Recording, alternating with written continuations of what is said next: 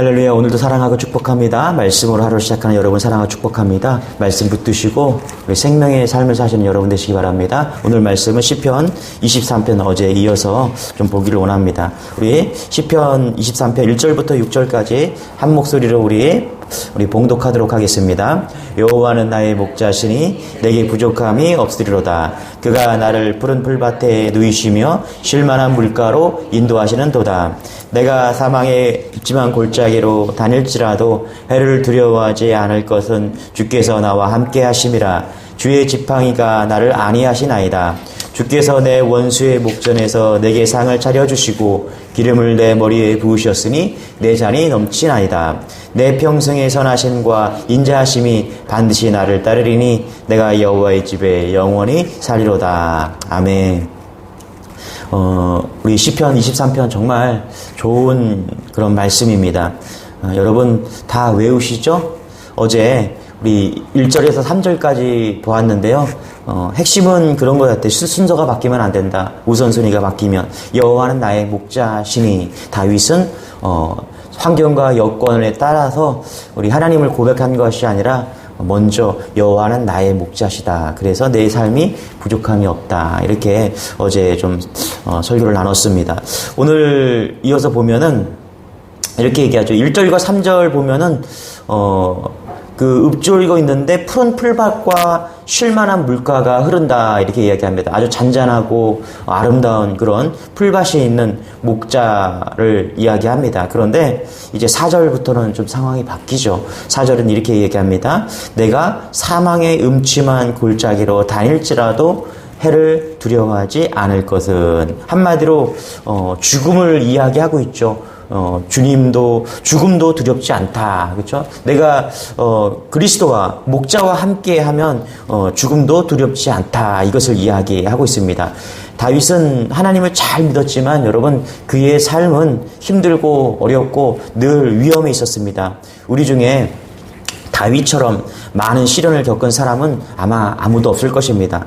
어린 목동일 때 그는 곰과 사자와 그렇게 싸웠습니다. 15살쯤 되었을 때 그리고 그는 거인 골리앗 장군과도 싸웠습니다.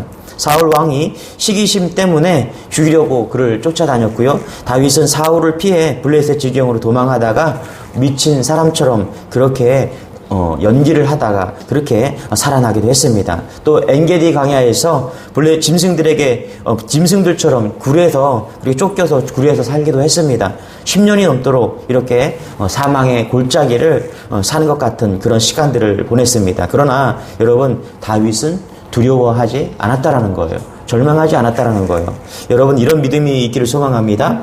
어떻게 죽은 것 같은 그런 고난과 같은 삶 속에서 다윗은 두려워하지 않았을까요?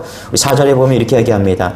해를 두려워하지 않을 것은 주께서 나와 함께 함이니라. 주의 지팡이와 막대기가 나를 안위하시나이다. 아멘. 여러분 주께서 나와 함께 하심이라. 다윗은 사망의 음침한 골짜기로 다닐지라도 하나님이 늘 함께 하시며 자신을 지켜주신다는 사실을 믿었습니다. 여러분 인생을 살아가다 보면요 죽음에 대해서 생각을 할 수 있습니다. 혹은 가까운 누군가 혹은 사랑하는 가족 중에서 죽음을 맞아 곁에 있었던 사람이 떠날 때 그때 우리는 죽음을 알게 되죠.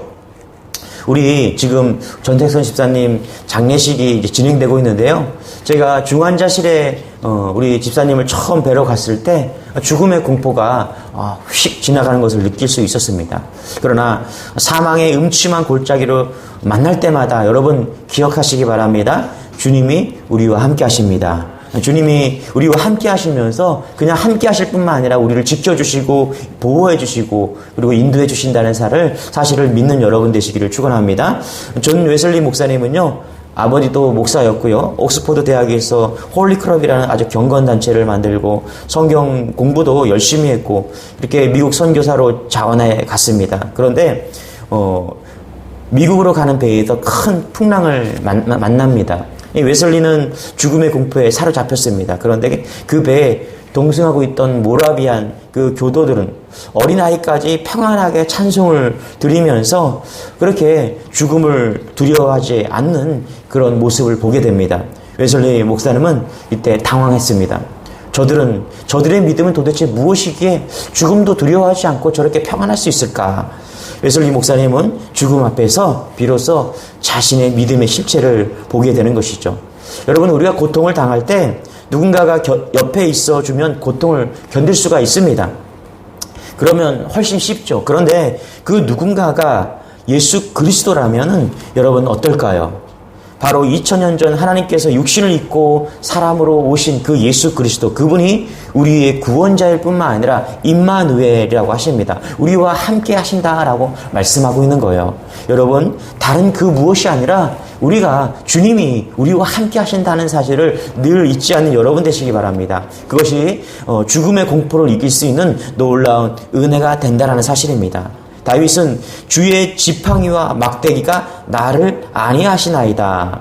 예수님이 함께 하심으로 인해서, 목자가 함께 하심으로 인해서 나의 지팡이와 막대기가 되어주신다는 사실입니다. 여러분, 새로 생긴 길, 좁은 길로 양떼를 몰고 갈 때, 또 가파른 낭떠러지기나 강물이나 깊은 구덩이로 나아갈 때 양을 건져낼 수 있는 것은 뭐냐 하면 지팡이입니다. 목자는 막대기로 이 표범들과 같은 그런 약탈자들과 쫓아내고 또 싸움을 합니다. 그래서 막대기는 양과 목자 자신을 보호하는 그런 호신이 되는 것이죠. 그러므로 양들은 목자의 손에 지팡이와 막대기가 쥐어져 있는 것을 볼 때 안심이 되는 것입니다. 예수님께서 우리를 돌보실 때 지팡이와 막대기를 사용하십니다. 여러분, 그것이 성령입니다.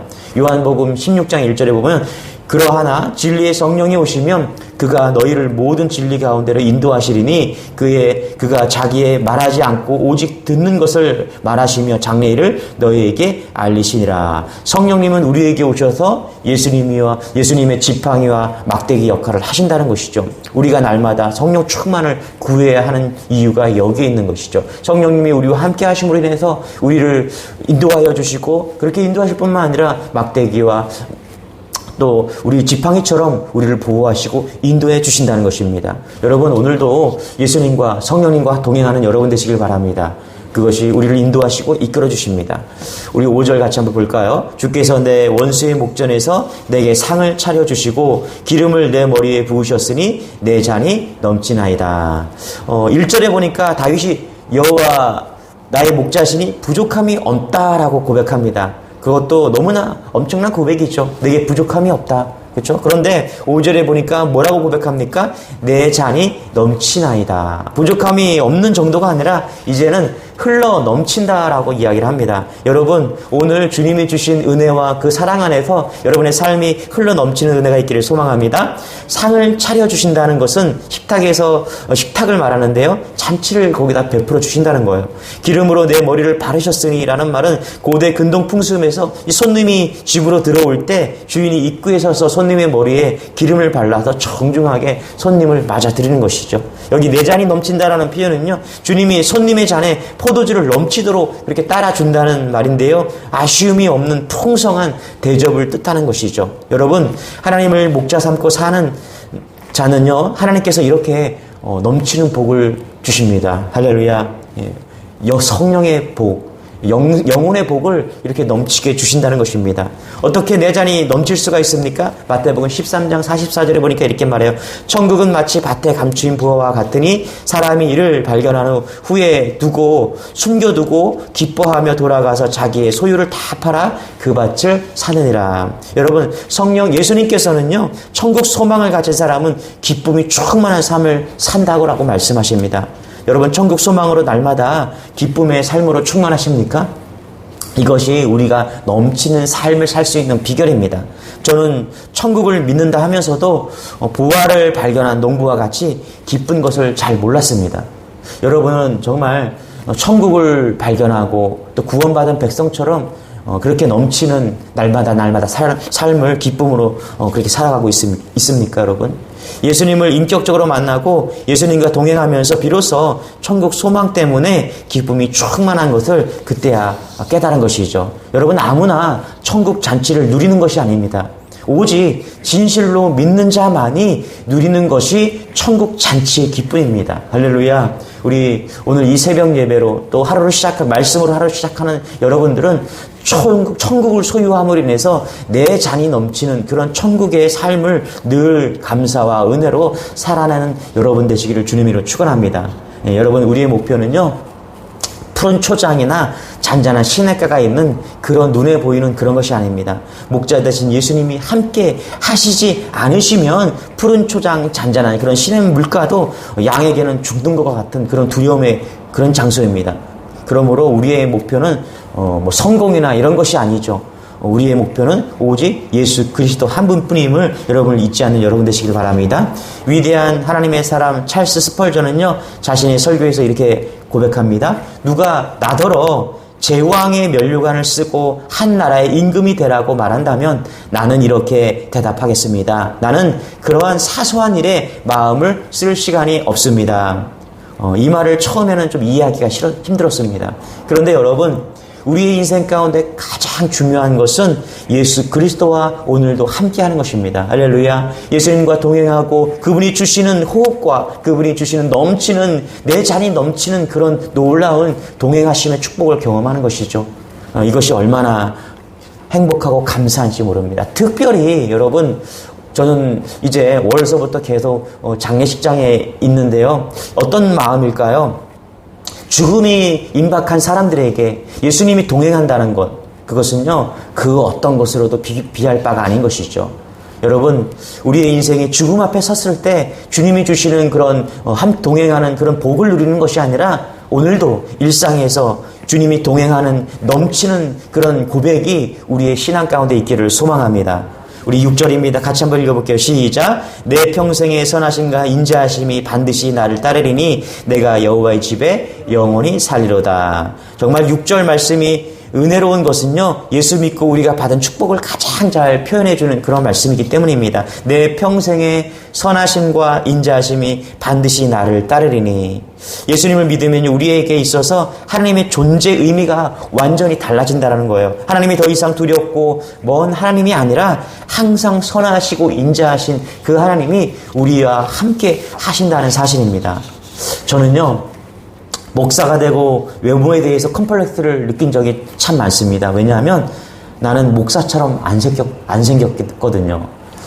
목사를 보면 좀 선하고 인자하고 그렇게 생겨야 목사처럼 생긴 것이 아닙니까? 그렇죠? 그래서 누가 딱 보면은 저분 참 목사님 것처럼 생겼다. 저분 목사님이 아닐까. 그런데 저한테 그렇게 한 번도 그렇게 말하는 사람이 없었어요. 지금도 마찬가지예요. 그런데 여러분, 깨달았어요. 뭐냐면 저는 선하고 인자하게 생기지 않았지만 우리 주님은, 우리 하나님은 너무나 분명한 거예요. 하나님은 평생 선하시고 인자하십니다. 할렐루야. 저는 선하고 인자하지 않아도 괜찮아요. 주님이 선하시고 인자하시면 되는 겁니다.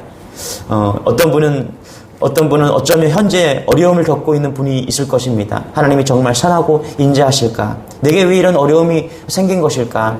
그러나 하나님을 자기가 처한 형편에 따라 판단하는 그런 어린아이 같은 그런 믿음이 아니라, 형편이 좋으면 하나님 좋으신 하나님이시고 형편이 어려우면 하나님을 원망하고 낙심하는 그런 의심이 아니라, 여러분, 지금 다윗은 그의 놀라운 신앙 고백 한편이 있는 거예요. 뭐예요? 하나님이 평생 선하시고 인자하심을, 언제나 하나님은 내게 평생 선하시고 인자하신다는 것을 믿고 나아가는 그 믿음, 그 믿음이 오늘 다윗의 믿음이라는 것입니다. 여러분, 이것을 믿는 여러분 되시길 바랍니다. 여기 보면 평생 영원하다, 평생 나를 따르리니 영원히 거하리다. 이 세상이 전부가 아니잖아요. 그렇죠? 여호와의 집이, 천국이 그렇다라는 것입니다. 여러분, 이런 고백이 우리 안에 있기를 소망합니다. 다윗은 아들 압살롬의 반란을 일으켰던 그 아들과 싸우지 않고 일부러 도망쳐버립니다. 그를 피해서 달아납니다.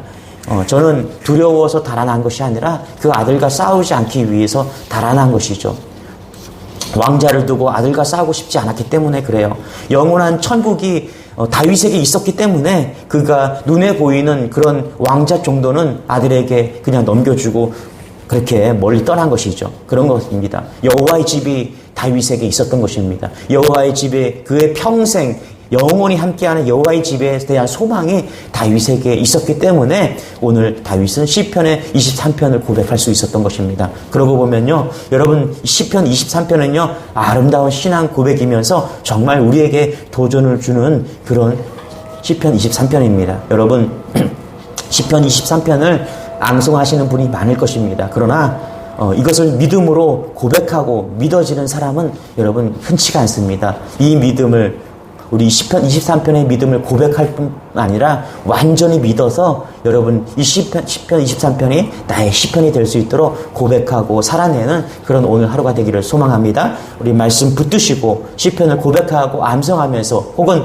아닙니다. 그것을 넘어서서 내 신앙이 될 수 있도록 그렇게 믿는 여러분 되시길 축원합니다. 기도하겠습니다. 하나님, 다윗의 시편 23편을 보면서 하나님, 이 시편 23편을 훔치고 싶습니다. 마음으로 우리가 믿어 의에 이르고 또 이 시편 3편 23편을 암송할 뿐만 아니라 믿음으로 우리가 훔치고 싶습니다. 하나님, 이런 귀한 마음을 허락하여 주셔서 하나님, 이 시편 3편, 이 23편이 나의 시편이 될 수 있도록 은혜를 더하여 주옵소서. 말씀을 듣는 오늘 모든 성도들의 시편이 될 수 있도록 은혜를 더하여 주셔서 믿음으로 다 누릴 수 있는, 내 잔이 넘치는 은혜를 누릴 수 있는 하나님 믿음의 고백이 다 가질 수 있도록 하나님 은혜를 더하여 주옵소서. 오늘 장례식과 또 함께하는 모든 유가족과 그리고 오늘 말씀으로 하루 시작하는 모든 성도들에게 하나님의 놀라운 평화와 인도하심이 있기를 고백하며 거룩하신 예수님의 이름으로 기도드리옵나이다. 아멘. 오늘 말씀을 붙드시고 시편 23편이 나의 시편이 될 수 있도록 그렇게 기도하기를 원합니다. 기도하겠습니다. 주여,